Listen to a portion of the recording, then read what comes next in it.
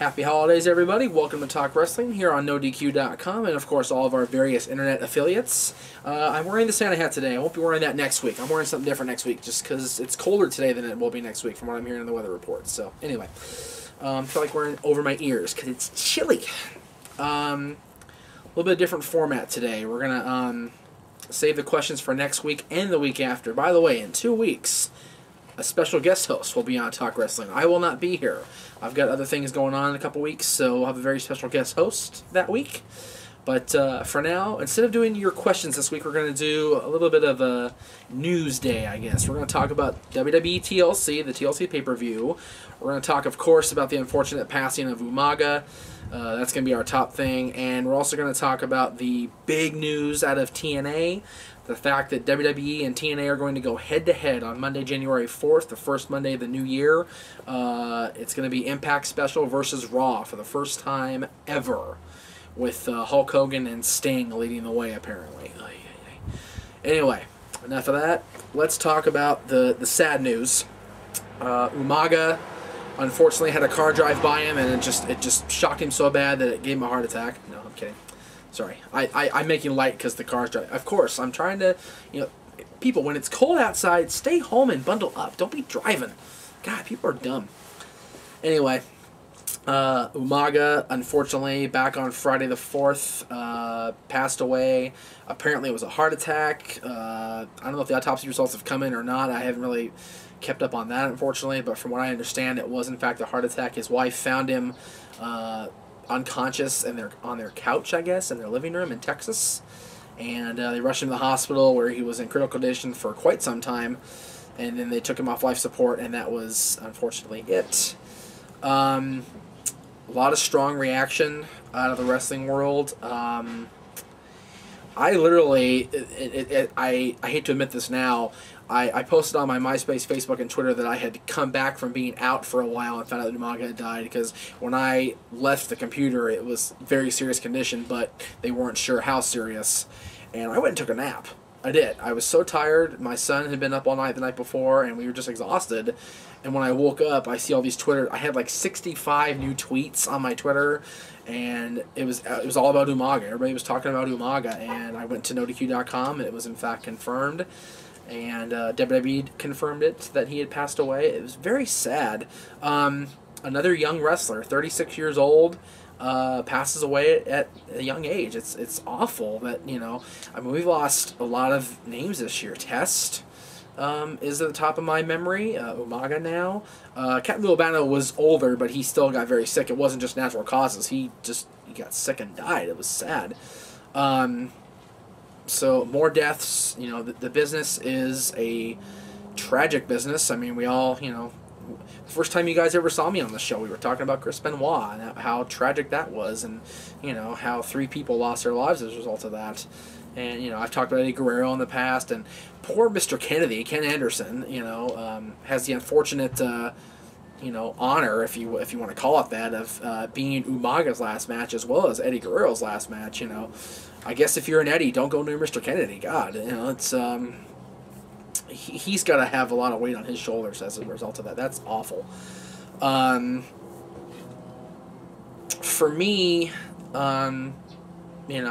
being involved, how I've been involved now in the business, and coming away from that and going back to just doing Talk Wrestling, I feel more of a sense of loss, I guess, now.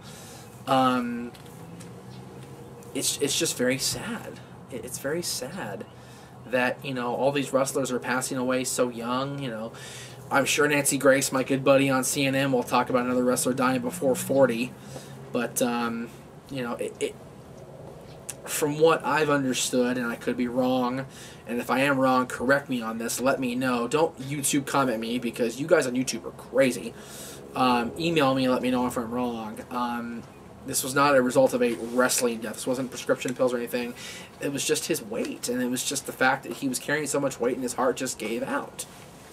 So, anyway, enough of that abysmal stuff. Let's talk about WWE versus TNA, the big war. By the way, there is a really great group on Facebook that you can check out. If you search under WWE versus TNA, The War Begins January 4th, or just WWE versus TNA, You can find that. It's got a big picture of Hulk with the Impact logo in between his hands. It's on, brother. Go check it out. I have no idea who put this group together, but it's very, very well done. The photos are cool. The discussions are interesting. Go check it out. And, of course, they give us a plug on NoDQ.com. So whoever put the group together did a very good job of plugging, you know. Oh, there you go. There you go. Anyway.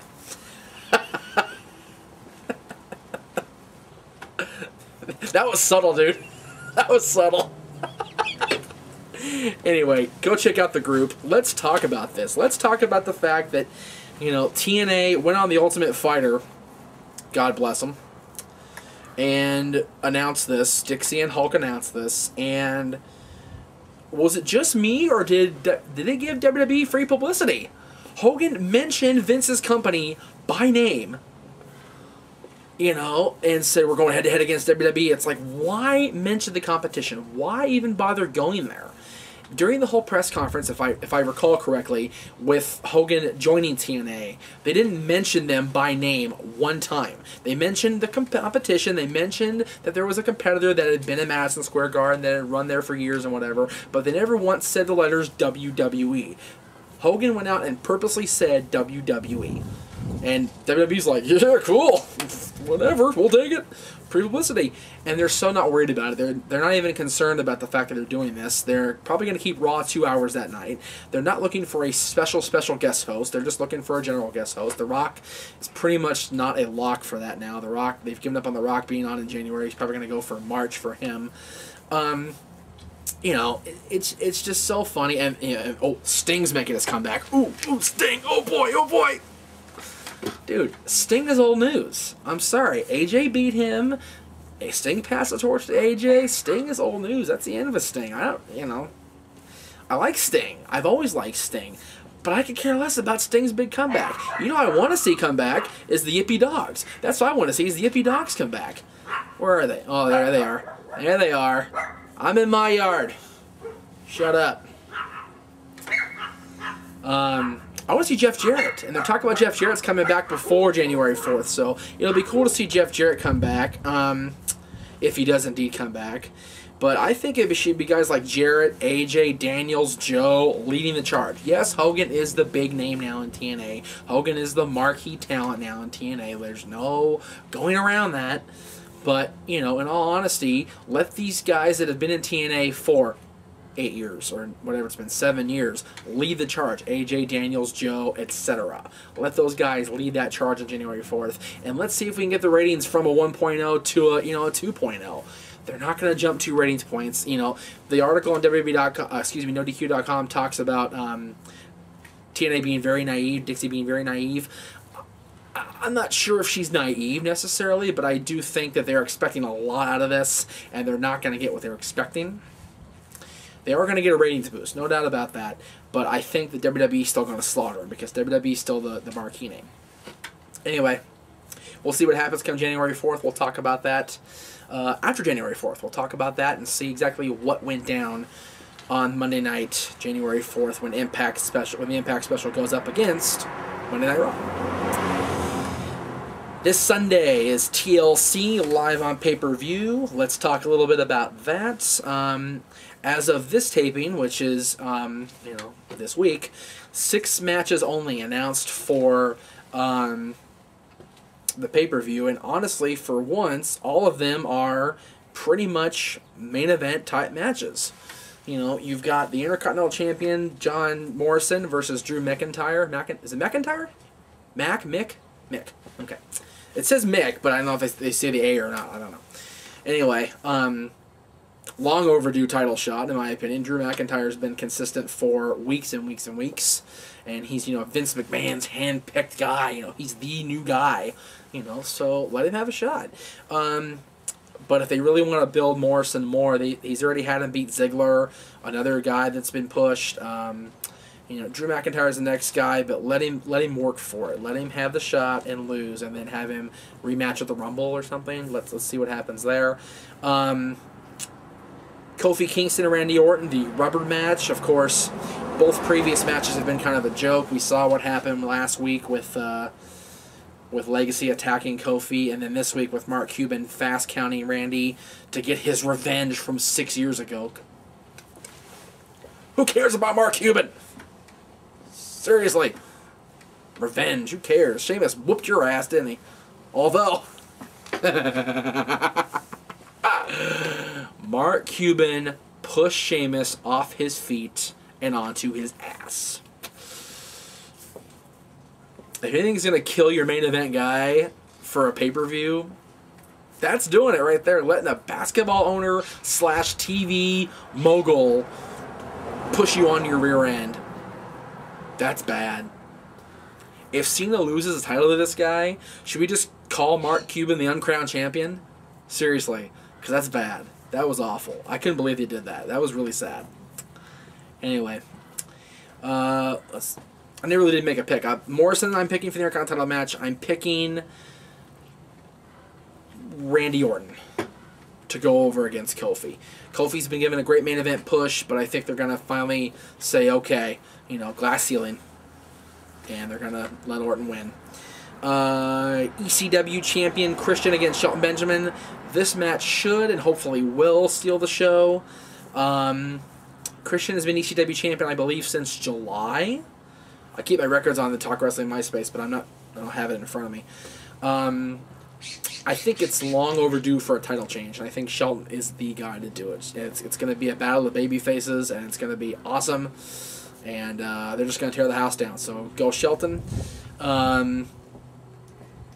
Probably the stupidest stipulation match I've ever heard of in my entire life. A chair match for the World Heavyweight Championship. The scuttlebutt is that Batista's going to regain the world title. I think that's what I'm hearing. But why? You know, let Batista earn it at the Royal Rumble. Let Batista, you know, don't make it in a dumb match. Let them have a great match at a major marquee pay-per-view and let Batista win the title back there. And then have somebody beat him at WrestleMania. Undertaker retains there. Again, I say, if John Cena does not retain the WWE title against Mark Cuban's little bitch, then it's very sad state of affairs. John Cena retains. The main event should be, hopefully, the unified tag title match between Jericho and DX. This is another thing. Chris Jericho's been tag team champion since either June or July. I can't remember which. Maybe even May. God. With Edge and then with Big Show. Big Show and him the champions for a while. I think it should be DX finally winning the tag titles together, and I think that's how they'll do it. That's my pick. That's it. That's it. Wow. Okay. That's going to do it for Talk Wrestling. We'll see you next week back with your questions, your DVD review, your book review, and we'll catch you next time.